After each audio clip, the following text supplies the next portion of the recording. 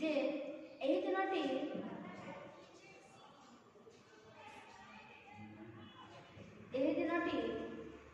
आम विशिष्ट गणितज्ञ श्रीनिवास रामानुजन नाम पालन कर आसुचु। तो आम या पूर्व समस्त जाणीछु जे गणित कौन गणित हूँ आम दैनंदिन जीवन एक मुख्य आम सका रात जमी दैनिक व्यवहार करूँ समस्त गणित निहित अच्छे। तो गणित विषय समस्त धारणा गणित गोटे कठिन पाठ किंतु ताहा केबे नुहे जदि आम सका पानी ग्लास पीछू तो ताहा क्वांटिटी गोटे लिक्विड तो से बाबद आम माने धारणा पाचु जे गणित आम दैनंदिन जीवन में अति संश्लिष्ट भाव में अच्छी।